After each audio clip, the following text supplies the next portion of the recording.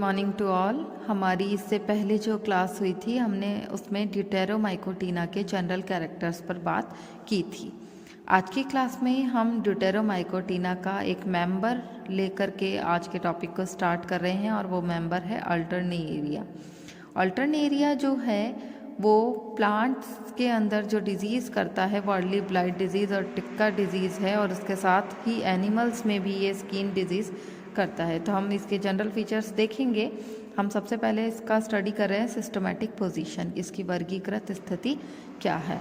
Kingdom mycota, cell wall की presence के कारण। Division eumycota, sub division deuteromycotina, class hyphomycetes, order moniliales, family dematiaceae और genus Alternaria. Alternaria की काफ़ी species हैं और काफ़ी स्पीशीज़ जो हैं ये पूरी तरीके से फंगल इन्फेक्शन में इन्वॉल्व होती हैं। It's a saprophytic fungi. Saprophytic fungi का मतलब आपको अच्छे से पता है कि जो डेड ऑर्गेनिज्म से अपना न्यूट्रिशन ले, जो मृत पदार्थ से अपना पोषण ले, उसे हम कहते हैं सेप्रोफिटिक फंजाई। इसके साथ ही ये पैरासिटिक भी होती है, यानी ये पूरी तरीके से डिपेंड रहती है होस्ट के ऊपर और अपना लाइफ साइकिल को वहीं पर से रह कर के कंप्लीट करती है। साथ ही होस्ट से ये अपना न्यूट्रिशन भी लेती रहती है। ये प्लांट्स के अंदर और एनिमल्स के अंदर कुछ डिजीज़ करते हैं। प्लांट्स के अंदर जो ये डिजीज़ करते हैं उसे हम कहते हैं अर्ली ब्लाइट डिजीज़। ज़्यादातर ये पोटैटो के अंदर की होती है अर्ली ब्लाइट डिजीज़, और उसके साथ मतलब सोलेनेसी फैमिली। और टिक्का डिजीज़, टिक्का मतलब कुछ पिस्टल्स बन जाते हैं, कुछ पैचेस से बन जाते हैं, धब्बे बन जाते हैं प्लांट्स की लीफ पार्ट पर, और देन वो इन्फेक्शन अगर हायर लेवल पे हो तो वो स्टेम पार्ट पर भी आ जाता है।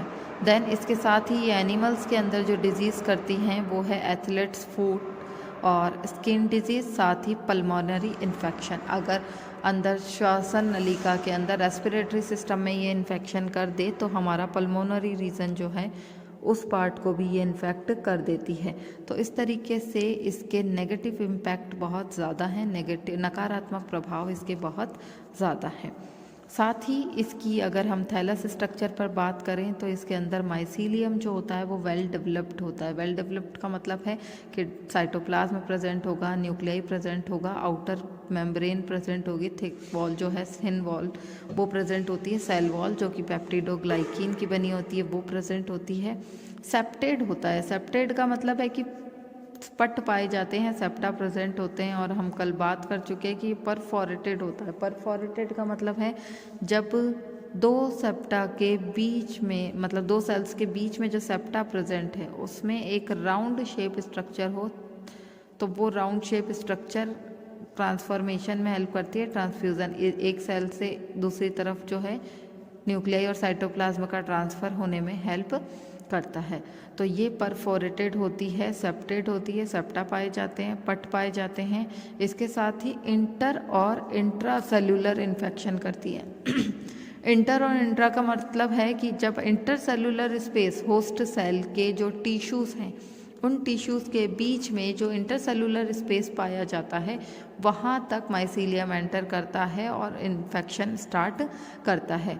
इंट्रा सेलुलर का मतलब है कि होस्ट सेल के टिश्यूज़ के डायरेक्ट अंदर तक ये एंटर कर जाता है, देन वहाँ से अपना न्यूट्रिशन लेता रहता है।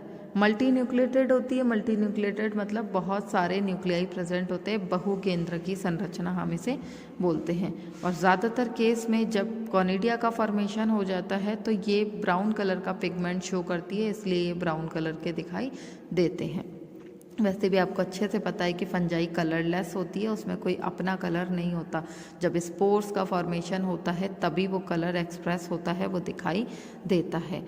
यहाँ पर ड्यूटेरोमाइकोटीना के जो दोनों मेंबर है कॉलिटोट्राइकम और अल्टरनेरिया, इससे इन दोनों ही में ही सेक्सुअल रिप्रोडक्शन जो है वो टोटली एब्सेंट होता है। वेजिटेटिव जो रिप्रोडक्शन है वो रिपोर्टेड नहीं है और केवल असेक्सुअल रिप्रोडक्शन ही पाया जाता है। तो यहाँ पर अल्टरनेरिया के अंदर भी केवल असेक्सुअल रिप्रोडक्शन ही होता है और वो एसेक्सुअल रिप्रोडक्शन की प्रेजेंस के कारण ही यहाँ पर सेक्सुअल रिप्रोडक्शन के नहीं पाए जाने के कारण डिटेरोमाइकोटिना की जो मेंबर्स हैं उनको हम इम्परफेक्ट फंजाई के अंदर इंक्लूड करते हैं। इम्परफेक्ट फंजाई या ऐसी फंजाई जो कि कंप्लीट ना हो, इनकम्प्लीट फंजाई।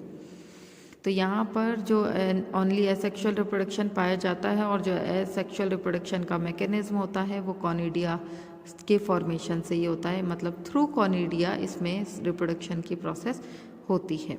जब भी ये फंजाई इन्फेक्शन करता है किसी भी प्लांट के अंदर, तो प्लांट के जो लीफ पार्ट है, ज़्यादातर infection upper part leaf part से ही होता है, एरियल पार्ट से। तो लीफ में इन्फेक्शन करेगा तो इस तरीके की कुछ रिंग्स लाइक स्ट्रक्चर का फॉर्मेशन करता है और इन रिंग लाइक स्ट्रक्चर को हम कहते हैं कोसेंट्रिक इन रिंग्स। ये जो रिंग्स बन रही हैं, ये जो चकते बन रहे हैं, उसे हम कहेंगे कोसेंट्रिक रिंग्स। ये टारगेट बोर्ड सिम्टम्स है। टारगेट बोर्ड सिम्टम्स का मतलब जिस पार्ट पर इन्फेक्शन करेगा उस जगह से ही, जो टारगेट है उस टारगेट पर ही ये इस तरीके के पैचेस का फॉर्मेशन कर देता है। इसके साथ ही ये जो पैचेस हैं ये येलो, स्टार्टिंग में बिल्कुल लाइट कलर के होते हैं, लाइट येलो, देन येलो, और जैसे ही इन्फेक्शन ज़्यादा होता है, कॉनिडिया बनते चले जाते हैं, तो ये लाइट ब्राउन कलर का हो जाता है। तो इस तरीके से ये लीफ पार्ट यानी एरियल पार्ट से इन्फेक्शन स्टार्ट करते हैं। इन्फेक्शन हायर लेवल पर होने पर प्लांट्स के जितने पार्ट्स हैं उनको भी ये इन्फेक्ट करता है। इसका ये एक स्पेशल फीचर है कि इसमें हॉस्टीरिया एब्सेंट होता है। What is haustoria? जब माइसीलियम इंटरसेलुलर स्पेस के थ्रू अंदर होस्ट सेल में एंटर करता है, तो एंटर करने के बाद ये इस तरीके की नोब लाइक स्ट्रक्चर का फॉर्मेशन कर लेता है, एक घुंडी जैसी संरचना का निर्माण करता है। ये नोब लाइक स्ट्रक्चर या घुंडी जैसी संरचना जो होती है इसे हम क्या कहते हैं? हॉस्टीरिया। इस केस में, अल्टरनेरिया के केस में, ये हॉस्टीरिया एब्सेंट होता है, ये नहीं पाया जाता। मतलब माइसीलियम जो एंटर करेगा वो सीधे इसी तरीके से एंटर करेगा और अपना न्यूट्रिशन लेता रहेगा। अल्टरनेरिया की अलग अलग स्पीशीज़ अलग अलग प्लांट्स फैमिलीज़ के अंदर इन्फेक्शन करती है। जैसे एक है अल्टरनेरिया सोलेनाई, ये सोलेनेसी फैमिली के अंदर इन्फेक्शन करती है। हमारा टमाटो, पोटैटो, ब्रिंजल, इसके अंदर इसमें इन्फेक्शन पाया जाता है और वो जो इन्फेक्शन होता है वो है अल्टरनेरिया सोलेनाई, उसके कारण। देन अल्टरनेरिया कुकुमेरेनिया, जो अल्टरनेरिया कुकुमेरेना है, ये कुकुरबिटेसी फैमिली, खीरा ककड़ी कुल जिसे बोला जाता है, उस कुकुरबिटेसी फैमिली के अंदर इन्फेक्शन करती है। अगर अल्टरनेरिया ब्रेसिकेई, ये ब्रेसिकेसी फैमिली यानी सरसों कुल, क्रूसिफेरी जो है, उस सरसों कुल के अंदर इन्फेक्शन करती है। तो अल्टरनेरिया की अलग अलग स्पीशीज़ अलग अलग फैमिली के अंदर इन्फेक्शन करती चली जाती है और इन्फेक्शन वही पैचेस का फॉर्मेशन करेगा और उस तरीके से धब्बों के निर्माण के बाद में वहाँ पर वो इन्फेक्ट कर देता है कॉनिडिया के फॉर्मेशन के साथ। वेजिटेटिव, अब रिप्रोडक्शन की अगर बात करते हैं तो वेजिटेटिव रिप्रोडक्शन तो इसमें नहीं पाया जाता है। सेक्सुअल रिप्रोडक्शन क्योंकि इम्परफेक्ट फंजाई है तो वो भी एब्सेंट है। तो कुल मिलाकर के कौन सा रिप्रोडक्शन बचा? Asexual reproduction. असेक्सुअल रिप्रोडक्शन किसके थ्रू होता है? बाय कॉनिडिया के थ्रू होता है। और जो कॉनिडिया है उनका डेवलपमेंट कहाँ होता है? कॉनिडियोफोर पर। कॉनिडियोफोर कहाँ बनते हैं? जो मेन थैलस है, वो थैलस थोड़ा सा बाहर की तरफ आने पर अपने अंदर थोड़ा सा साइटोप्लाज्म स्टोर कर लेता है, न्यूक्लियस स्टोर कर लेता है और फूल जाता है। वो सोलन पार्ट में कन्वर्ट हो जाता है, इलोंगेटेड हो जाता है, लंबा हो जाता है, फूल जाता है साइटोप्लाज्म में। और उस रीज़न पर ही यहाँ पर कॉनिडिया, इस स्ट्रक्चर को अब हम कहेंगे कॉनिडिया, और इन कॉनिडिया पर कॉनिडियोफोर, और इस कॉनिडियोफोर पर ही इस तरीके से कॉनिडिया का डेवलपमेंट होता चला जाता है। तो कॉनिडियोफोर कहाँ बनता है? इलोंगेशन ऑफ थैलस से, इलोंगेशन ऑफ थैलस, थैलस के इलोंगेशन से ये बनता है। ये हमारा होस्ट सेल है, उस होस्ट सेल के अंदर इसने इंटरसेलुलर इन्फेक्शन किया। ये मेन थैलस है और मेन थैलस से कुछ पार्ट जो है वो इस तरीके से इलोंगेटेड हो गया है।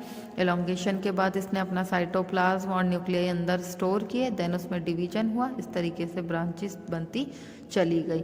और ये जो ब्रांचेस है, ओल्डेस्ट कॉनिडिया जो होते हैं वो सबसे नीचे की तरफ और टॉपेस्ट कॉनिडिया जो है सबसे ऊपर की तरफ, यंगेस्ट कॉनिडिया सबसे ऊपर की तरफ बनते चले जाते हैं।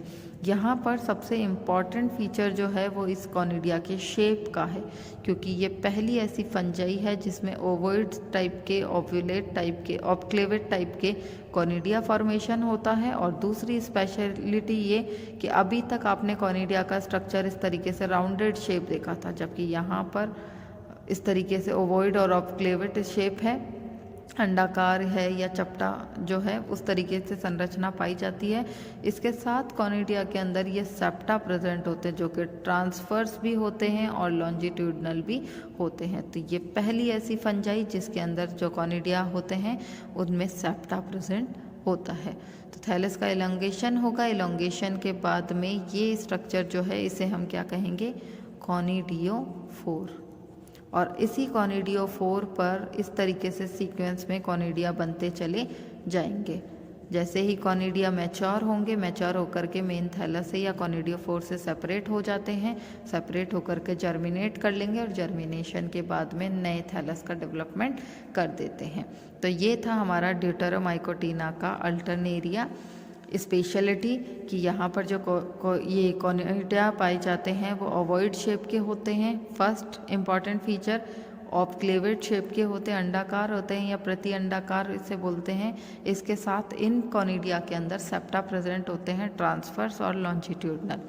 अब इसकी लाइफ साइकिल को देखें तो एसेक्सुअल रिप्रोडक्शन ही पाया जाता है, और एसेक्सुअल रिप्रोडक्शन किसके थ्रू हो रहा है, कॉनिडिया के थ्रू। तो अल्टरनेरिया के अंदर पहले थैलस का इलोंगेशन होता है, कुछ साइटोप्लाज्म अपने अंदर स्टोर करता है, न्यूक्लियस स्टोर करता है और ये सोलन पार्ट में कन्वर्ट हो जाता है, फूल जाता है। इसे हम क्या कहेंगे उस संरचना को, कॉनिडियोफोर। देन ये कॉनिडियोफोर कंटिन्यू डिवीजन करता रहेगा, डिवीजन करने से क्या बनेगा, कॉनिडिया, और इस कॉनिडिया के जर्मिनेशन से क्या होगा, मेन अल्टरनेरिया के थैलस का डेवलपमेंट हो जाएगा। तो ये थी हमारे ड्यूटेरोमाइकोटिना के अंदर अल्टरनेरिया की लाइफ साइकिल। आज की क्लास के लिए इतना ही। नेक्स्ट टॉपिक को हम कल की क्लास में डिस्कस करेंगे। Thank you.